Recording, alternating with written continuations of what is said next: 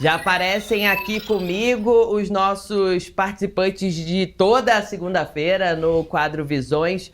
O Peter Fernandes, advogado, e a Jandaracy Araújo, professora e empresária, a quem eu já agradeço pela disponibilidade de toda segunda-feira estar conosco aqui. Bom dia para vocês. Bom dia, Yasmin. Bom dia, Peter. Mais um prazer estar com vocês. Bom dia, Yasmin. Bom dia, Jandaracy. E bom dia ao Jesus, ou Jesus.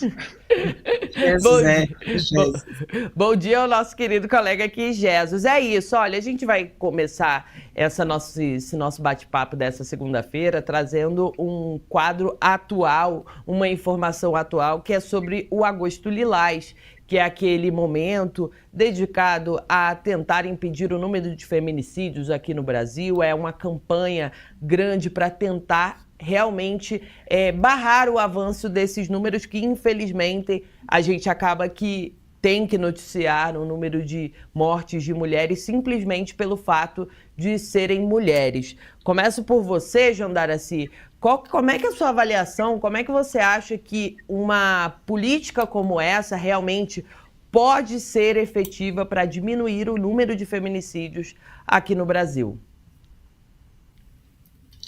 Bom, dado as estatísticas que não são nada animadoras, todas as campanhas, a gente tem o Agosto Lilás, em dezembro a gente tem os 16 dias de combate à violência contra a mulher, que é uma ação mundial, é importante para poder, primeiro, educar e orientar sobre direitos, né, as mulheres sobre os direitos que ela tem em relação às questões de violência doméstica, que acabam, né, infelizmente em alguns casos, decorrendo em feminicídio.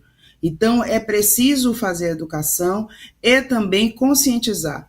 Mas não basta a vítima ser conscientizada, uma possível vítima ser conscientizada, os possíveis, né, criminosos saberem que existe uma lei hoje que é muito clara em relação a isso, mas a gente também precisa que tenha órgãos preparados para receber uma mulher vítima de violência.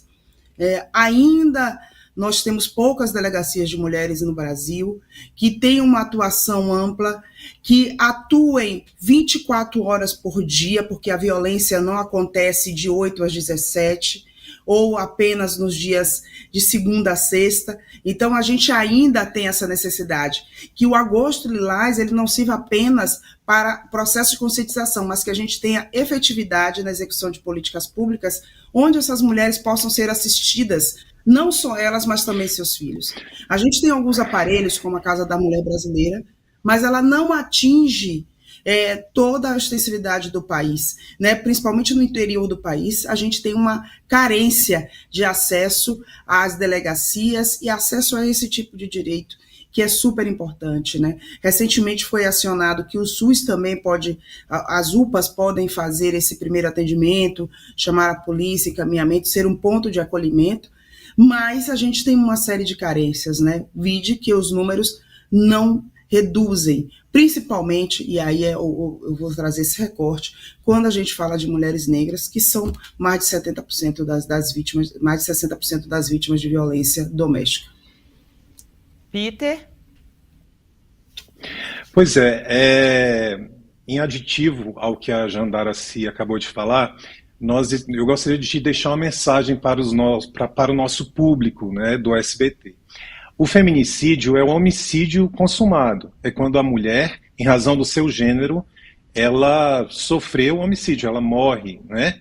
Antes do feminicídio, nós temos várias violências que são cometidas contra as mulheres, que aí nós já temos a Lei Maria da Penha. E por que eu estou fazendo esse aditivo ao que a Jandaracy acabou de dizer? Porque na Lei Maria da Penha, a violência contra a mulher, principalmente contra as mulheres negras, elas são vislumbradas em 5 dispositivos, em 5 classificações diferentes. Nós temos a violência sexual, a violência moral, a violência patrimonial, a violência psicológica e a violência física. A violência física, e aqui esse aditivo é super importante, e ele vem antes do feminicídio, e eu gostaria de deixar essa mensagem para todos os ouvintes aí do Visões, porque isso é muito importante, essas 5 classificações, porque a violência física, ela não é apenas o bater por si só. Segurou no braço, houve uma agressão maior do tipo de chacoalhar, isso já é considerado uma violência física. Já tem uma lei, a Lei Maria da Penha, que rege isso. E por que isso é importante? Qualquer pessoa da sociedade, nós estamos falando de uma ação penal pública incondicionada. Qualquer pessoa da sociedade que veja um vizinho, que veja alguém na rua sofrendo qualquer tipo de agressão, agressão moral, por exemplo, a mulher ser humilhada, a mulher ser agredida, ser diminuída em razão do seu gênero, qualquer pessoa que presencie isso tem o dever da sociedade de levar essa situação aos órgãos competentes, ao Ministério Público ou à polícia. Nós temos um número que é o número 180, temos o 190 da polícia e o 180 que é o atendimento à mulher também, que recebe e presta ajuda a essas mulheres, mas a sociedade também como um todo deve prestar essa assistência e tomar alguma iniciativa quando vislumbrar, quando verificar, quando observar que há alguma mulher, seja ela branca, seja ela negra, sendo violentada em razão do seu gênero.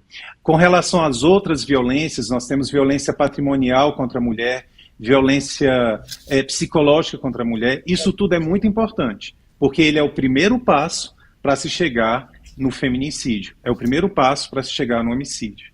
Jandaracy e Peter, aquela máxima que existia e infelizmente tem muitas pessoas que ainda usam de que em briga de marido e mulher não se mete a colher, o Peter vem trazendo exatamente isso, de que esse tipo de ditado tem que ser desmistificado e deveria sair do vocabulário do brasileiro. É basicamente isso, né, Jandaracy?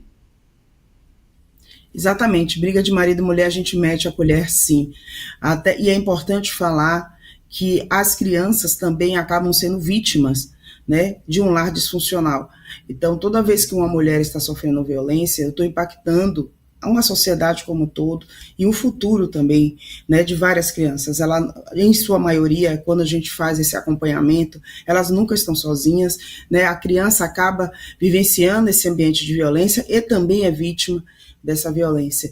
Então, o feminicídio é já o extremo de uma série de violências, como o Peter bem colocou, que vem acontecendo. Então, mete a colher, sim. Hoje, até os condomínios já tem uma legislação que fala que os condomínios devem denunciar se ouvirem alguma situação que corrobore ou que tenda a ser parecida ou similar. Percebeu que a violência doméstica, o condomínio, ele pode denunciar. Ele pode chamar a polícia e se envolver. Então, é importante a gente desmistificar esse antigo conceito, esse ditado antigo que não faz mais sentido. Peter? Pois é, então é muito importante que todos nós, como sociedade, tenhamos atenção com relação a isso. Eu estava lendo um artigo do professor Miguel Reale, desse final de semana, falando sobre o Anuário Brasileiro de Segurança Pública, que está para sair a qualquer momento, e se observa, e é observado, de acordo com o professor Miguel Reale, um decréscimo com relação ao número de homicídio, números absolutos. Mas quando nós pensamos de feminicídio, é observado um decréscimo. Agora, quando nós observamos a tentativa de feminicídio, quando nós observamos a incidência do feminicídio das tentativas que não foram consumadas, há um aumento de 9,3%, isso em relação ao último ano. Então, quando a gente observa isso friamente, a gente pensa o seguinte: epa, peraí, nós estamos aqui, tivemos um aumento terrível, o Brasil hoje é um país que mais tem em números absolutos o número de homicídio no mundo inteiro, e aí a maior parte com relação às mulheres. O número de 2023 a 2024 pode não ter aumentado em termos de consumação, mas em termos de tentativa ele foi aumentar. Então vamos observar. Como sociedade, o que é que nós podemos fazer? E aí as mínimas coisas, Yasmin e Jandaracy, elas podem ser observadas e com atenção, porque elas já podem ter uma indicação de violência. diminuir uma mulher em público, falar sobre sua roupa em público, sobre sua inteligência, todas essas atitudes que tentam desmerecer a mulher, e é engraçado e irônico, né, porque o cara está, no caso, agredindo, diminuindo a própria esposa, aquela que ele escolheu para viver com ela. Isso já é um tipo de violência. Se uma pessoa começa a ter esse tipo de violência e daqui a pouco passa para uma violência patrimonial, de não deixar usar um determinado dinheiro, usar um determinado cartão, aí daqui a pouco chega numa violência psicológica, aí vem a violência física, o feminicídio ele está na ponta da pirâmide. Então a gente precisa, já no início, tentar evitar que essas coisas aconteçam. Que trazendo um pouquinho para o que está acontecendo, pode ser considerada, dependendo da forma como você vê no que está acontecendo no período agora das Olimpíadas, porque uma atleta brasileira é acusada de abandono parental para viajar para competir. Dependendo da forma como você veja essa notícia, pode ser que seja considerada até um tipo de violência contra a mulher, contra a mãe que está sendo acusada de ter abandonado seus filhos para viver esse momento ali como atleta. Como que é a avaliação de vocês com relação a esse episódio, começando pela Jandaracy? O que tem acontecido recentemente, o caso da Flávia jogou luz sobre vários casos que têm acontecido recentemente, sobre essa tentativa de reverter situações onde os homens alegam que as crianças estão sendo abandonadas ou eles não têm acesso à criança. A gente tem acompanhado, e aí uma das atividades voluntárias, né, eu faço parte do Grupo Mulheres do Brasil, e dentro do Comitê de Violência contra a Mulher, é uma das discussões que nós temos acompanhado, esse cenário de tentativa de reversão através dessa discussão de alienação parental. Os homens, de uma forma geral, né, como o caso da Flávia, têm entrado com esse tipo de ação, colocando ou a mãe como abandono ou que ele não tem acesso à criança. Então, observem no caso da Flávia que ela sempre foi uma atleta. A criança só não está com sua presença quando ela está em viagem a trabalho, mas a criança não está abandonada. E ele não deixa de ter acesso.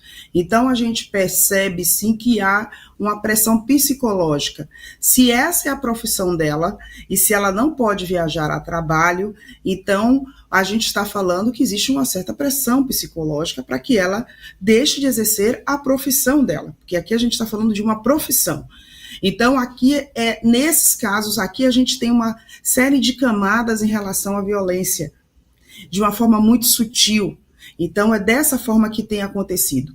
Outros casos que têm acontecido e a gente vem acompanhado, por exemplo, quando a mãe, em caso, já depois de separada, ela entra questionando quando não está dando pensão. A reversão dos casos tem sido entrando com uma ação dizendo que não tem acesso a visitas, que não tem acesso à criança. Da mesma forma, quando é se relatado situações de abuso sexual e abuso psicológico dentro da família, que há separação, muitos homens têm entrado com ação de alienação parental. Então é preciso ter muito cuidado e muita atenção com a aplicação de uma lei que tem total sentido, até porque ela não serve só para um gênero, ela serve para ambos, ela inclusive existe a reversa, né, quando pessoas idosas são abandonadas pelos seus filhos, mas é muito importante a gente pensar como isso tem se dado em casos de violência, corroborando esse cenário de violência contra a mulher, em vários casos, o da Flávia é um. Então, fica muito claro, quando a gente olha o caso da Flávia, que há uma tentativa de violência psicológica, porque se ela não pode viajar a trabalho para exercer a sua profissão, que é ser atleta, que profissão ela deveria exercer para não configurar alienação parental? Já que a profissão dela exige que ela viaje, ou se ela fosse uma médica, exigiria plantões, como seria? Então, a gente precisa olhar muito bem a aplicabilidade dessa lei. Peter? Pois é, e nesse caso da Flávia, né, o processo está em sigilo, respondendo a sua pergunta, Yasmin, mas o que se sabe é que, de acordo inclusive com as declarações da Flávia, da atleta, é que o ex-marido dela juntou ao processo comprovantes de viagens dela para competir, a fim de corroborar, a fim de comprovar que o filho deles estaria sofrendo alienação parental. E aí me poupe, né? Assim, que pese o processo estar em sigilo, e aí como advogado eu não tenho informações e nem poderia estar comentando sobre um processo no qual eu atuasse, mas me poupe. Nós estamos diante de igualdade de gêneros ou não? Nós estamos em 2024 lutando por uma igualdade de gêneros ou não? Quer dizer que a mulher que precisa trabalhar, que precisa viajar, que precisa ser atleta, ela não pode fazer isso porque ela tem que cuidar do filho? Por que o marido também não faz isso? Por que o marido não cuida do filho? Então, é um verdadeiro absurdo a situação dessa atleta.